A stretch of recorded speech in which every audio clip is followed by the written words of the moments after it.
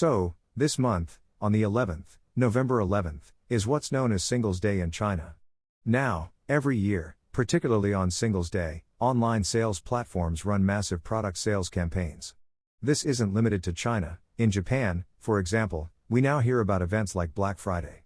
Back in the day, there was no such thing, but recently, campaigns like these have become annual events aimed at encouraging more spending. Amidst this, there's news this year about Ralph Lauren products selling in huge volumes online but with 95% being returned. Let me explain. Take a look at this article. The first 4 characters of its title are Ralph Lauren. Ralph Lauren is an American brand, and its products sold like hotcakes during this year's Singles Day campaign. According to reports, sales amounted to 1.3 billion yuan, which is over 30 billion yen. The volume of orders was staggering.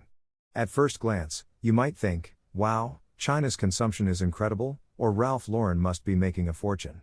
However, as the article highlights, 95% of these orders were returned. What's going on here? This has to do with online sales platform campaigns. Let me break it down. Singles Day campaigns often include promotions like, spend 5,000 yuan, and we'll give you a 400 yuan discount. For reference, 5,000 yuan is about 100,000 yen.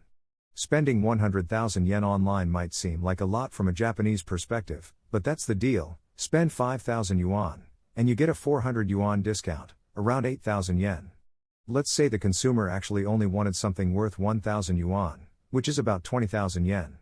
That alone wouldn't qualify for the discount. So, they would also add a Ralph Lauren product to their cart. Since Ralph Lauren items are relatively expensive, adding one pushes the total above 5,000 yuan, 100,000 yen, qualifying for the 400 yuan discount. Here's where the twist comes in. Under Chinese law, online purchases can be cancelled without reason within 7 days. So, many consumers first purchase the items they actually wanted along with a Ralph Lauren product to qualify for the discount. Then, after securing the 400 yuan discount, they simply return the Ralph Lauren product. This behavior resulted in a staggering 95% return rate. What's the outcome of this? Well, even after the returns, the consumers still benefit from the 400 yuan discount. This technique isn't new in China, it's been around for a while. As a result, some businesses even pull their products from online platforms during campaigns to avoid such losses. Although this method isn't new, Ralph Lauren likely didn't expect such a high return rate of 95%. Let's talk about the losses. If a product was already shipped before the cancellation, the loss per order was said to be about 5 yuan, or around 100 yen. If the product wasn't shipped yet, the loss was 2 to 3 yuan, 40 to 60 yen. These may seem small, but given the sheer number of orders, 16 billion yuan worth, over 300 billion yen, even small losses per order add up quickly. With 95% of those orders cancelled, Ralph Lauren likely took a significant hit. Whether the profits from the remaining 5% outweigh the losses hasn't been disclosed, but it's possible they operated at a loss. Notably, a similar situation occurred with Uniqlo in the past, although Ralph Lauren's higher price point made it an easier target for such tactics. Given this, it's understandable that companies dealing in high-priced items might withdraw from such campaigns. While the reported sales numbers during events like Singles Day may look impressive, they could just represent inflated orders made to exploit discounts. For years, this issue has been recognized in China. Still, Japanese media often highlights Singles Day as proof of strong consumer spending in China. This year, however, reports indicate that sales are sluggish, and many orders are being cancelled. Based on my experience, when Japanese media starts reporting these issues, it's a sign the situation has already deteriorated significantly. This pattern isn't new.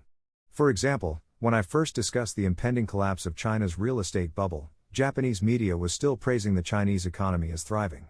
Years later, as the real estate sector became unsustainable, only then did they start reporting its troubles. During that delay, many Japanese investors likely suffered losses. The takeaway is this: China's online sales figures have become increasingly unreliable, as order cancellations and exploitative tactics are widespread. These strategies have even become a part of internet slang in China. Businesses planning similar campaigns in Japan should be cautious to avoid creating systems susceptible to such manipulation. The broader context is also grim for the Chinese economy.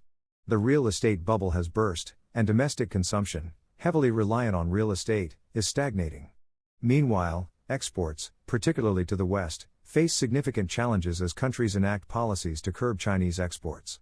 Domestically, alternative economic drivers like electric vehicles, EVs, are failing to offset the collapse of the real estate sector. Overcapacity and intense competition within the EV market have led to cutthroat survival battles among manufacturers. Even large companies struggle with unpaid wages, which has sparked protests and unrest in places like Shanghai. In conclusion, China's economy faces deep structural issues, and flashy online sales campaigns are unlikely to revitalize consumer spending.